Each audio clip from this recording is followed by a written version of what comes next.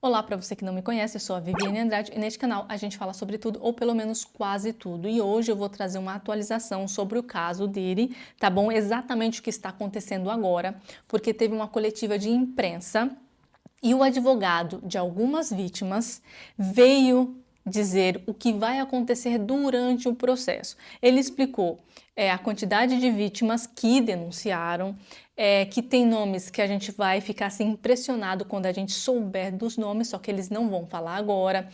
Ele falou também, não só ele, mas teve outras pessoas na coletiva de imprensa que falaram alguns dados dos Estados Unidos, enfim, teve muitas coisas. Então eu vou pegar alguns trechos mais importantes desta coletiva de imprensa que durou 40 minutos e vou trazer aqui para vocês. Agora, neste primeiro vídeo, ele vai falar da quantidade de pessoas que já denunciaram e como que vai funcionar mais ou menos o processo. You should know, in this group, it's evenly divided between males and females.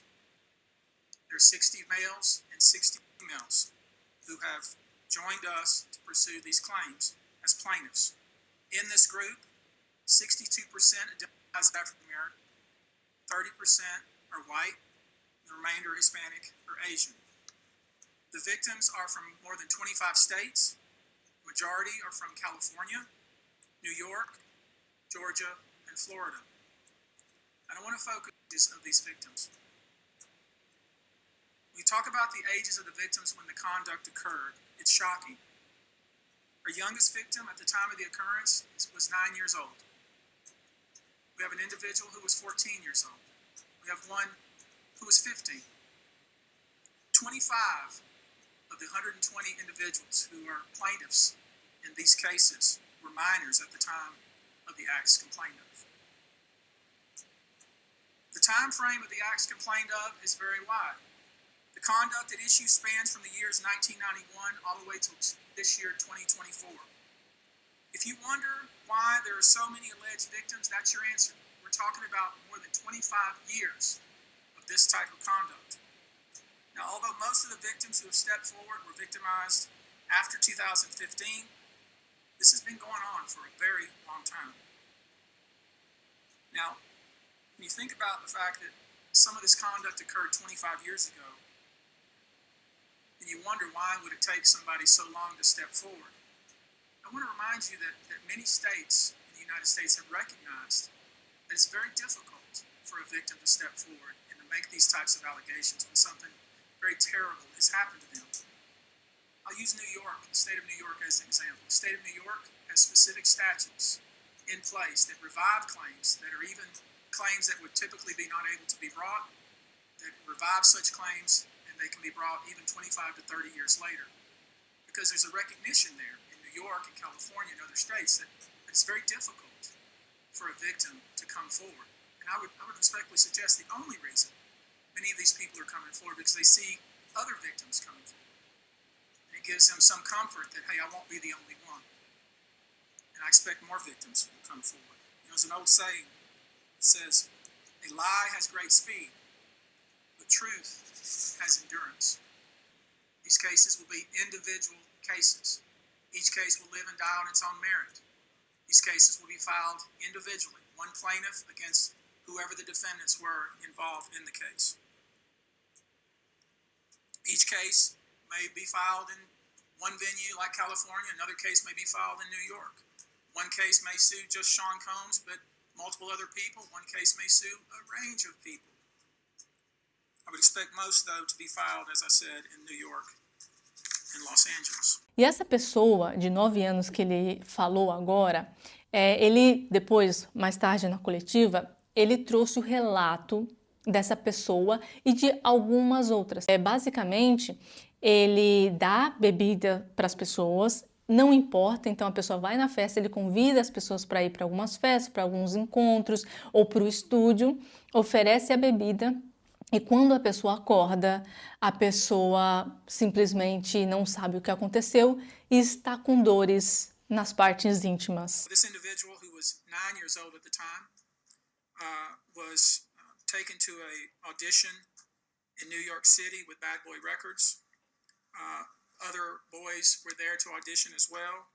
All of them were trying to land a record deal. All of them were minors.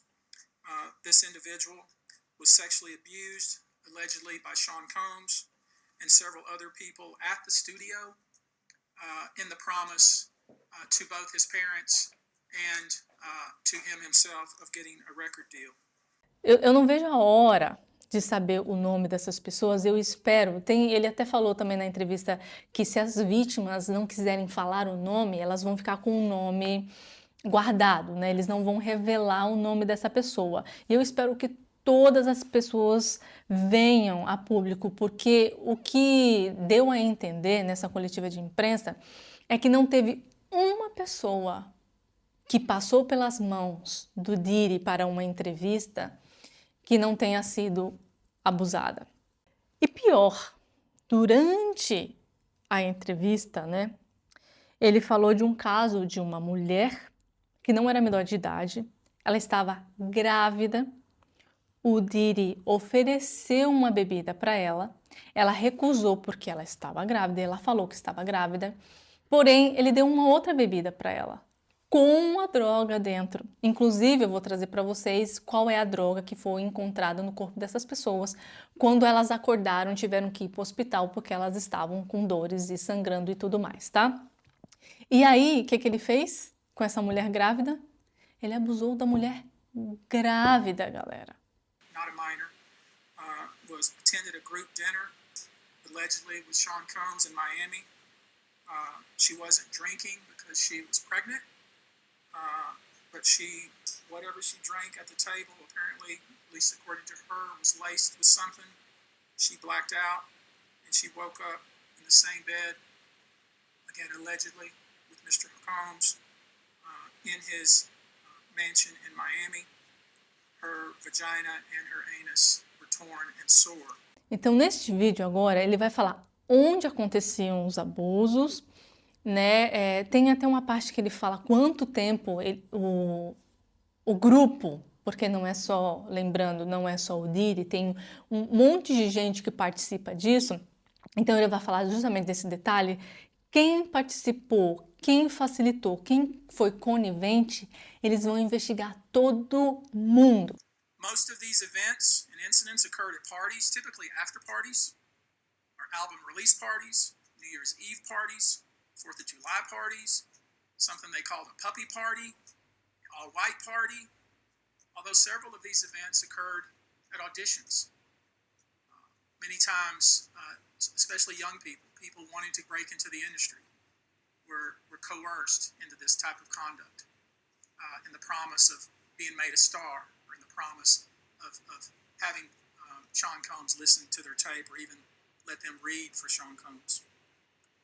You should know that some of this behavior occurred at well-known venues in New York City.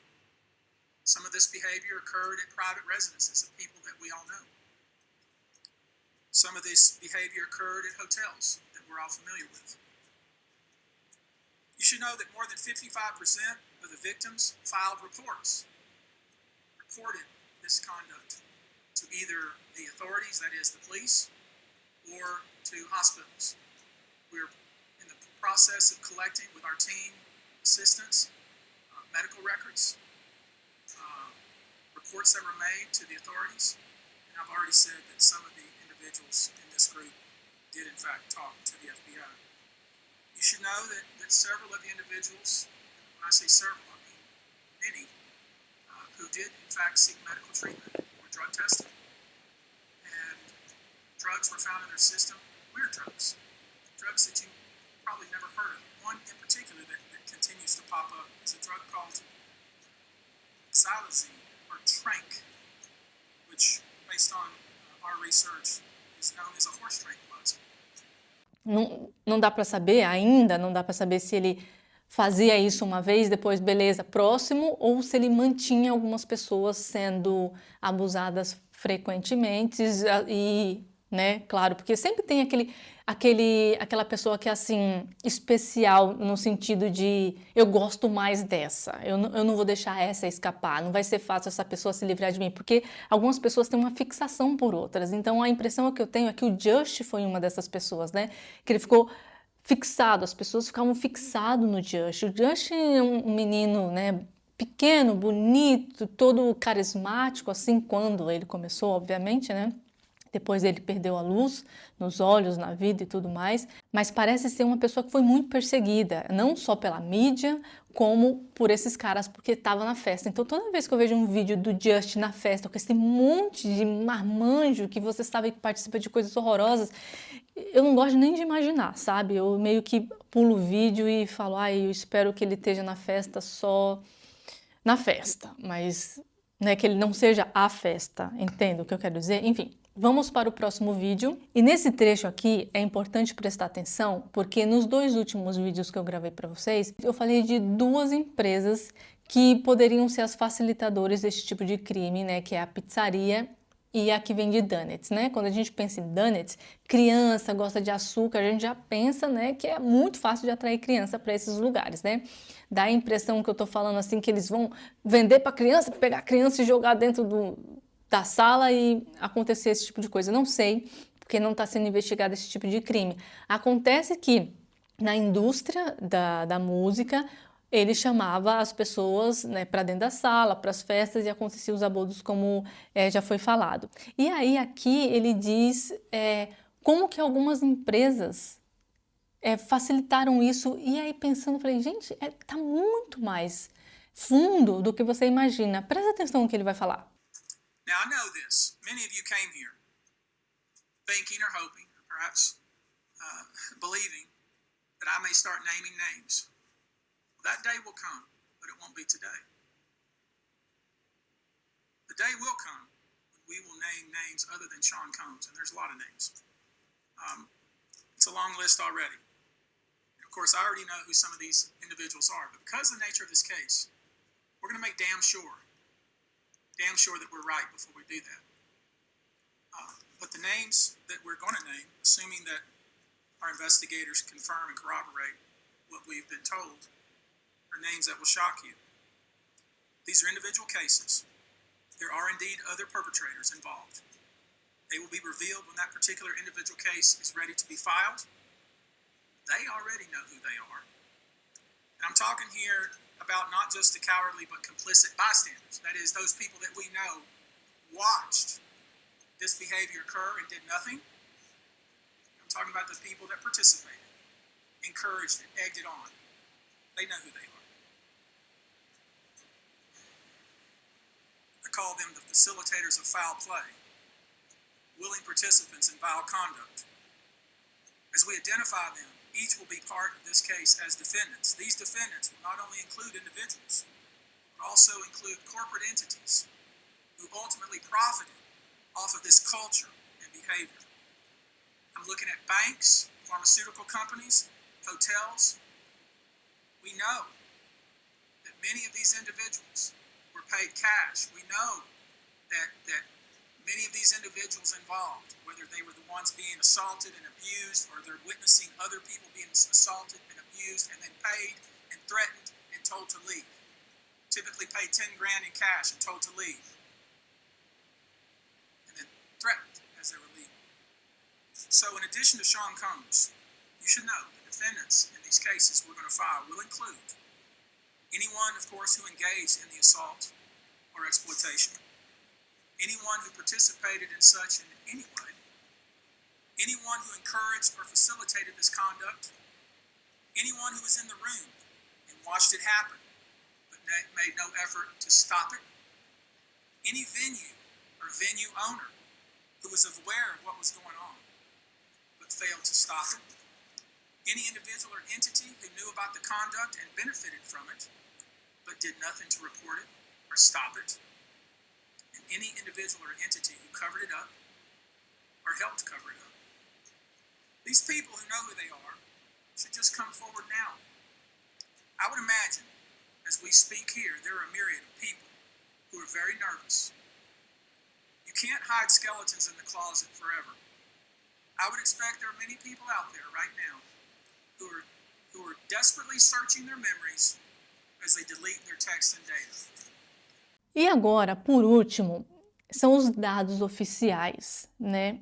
E um desses dados que me chocou, por exemplo, é a porcentagem dos abusos em relação a homens e mulheres. Sadly, the statistics paint a very disturbing picture.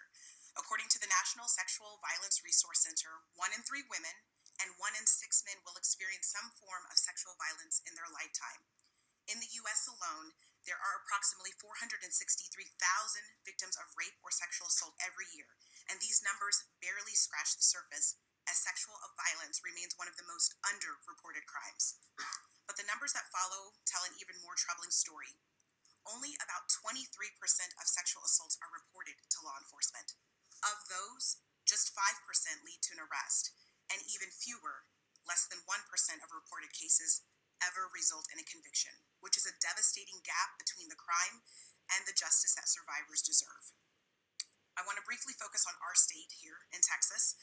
According to the Texas Association Against Sexual Assault, 6.3 million Texans, men and women, will experience some form of violence. That's every 2 minutes someone is sexually assaulted, meaning during the course of this press conference, around 60 individuals will forever be changed by this violence. And those are just a few of the victims. Pais, não beijem na boca das crianças, porque as crianças, quando elas estão crescendo, elas não sabem se elas podem beijar só os pais ou o tio, o primo, o irmão, blá blá blá. Vocês pedem beijo, quando vocês pedem beijo, automaticamente elas dão a boca, porque você não vai falar, não, você só pode beijar na bochecha. Até ela entender que você só pode beijar na bochecha e o porquê, isso, sabe, a criança não entende ainda. Então, toda vez que vocês, pais, beijam na boca da criança, pode ser uma coisa boba, aí nada a ver, é carinho. Mas se sua criança estiver com uma pessoa que tem segundas intenções e pede beijo, ela não vai dar a bochecha para a pessoa beijar. Ou quando ela der a boca, a pessoa não vai dar a bochecha para ela beijar, dá a boca. Você meio que ensina a criança que aquilo não tem problema. Então eu vejo algumas pessoas na internet, principalmente, porque eu não tenho contato com criança pequena hoje em dia, as pessoas fazendo isso, e aí coloca na cabecinha da criança de que isso é normal. Não façam isso. Preservem a intimidade do filho de vocês, até com vocês mesmos. Não beijem vocês na boca das crianças. Não ensinem as crianças que beijar na boca tá tudo bem. Elas têm o direito de ter essa parte da vida delas preservadas, né? E, enfim, essa é uma opinião minha. Eu não gosto e acho que ninguém deveria beijar na boca das crianças, né? É uma coisa que a gente deveria preservar. Mas isso é a minha opinião. O que vocês acham disso? Bom, eu espero ter informado vocês um pouco mais. Espero que vocês tenham gostado do vídeo. Um beijo, até a próxima e tchau!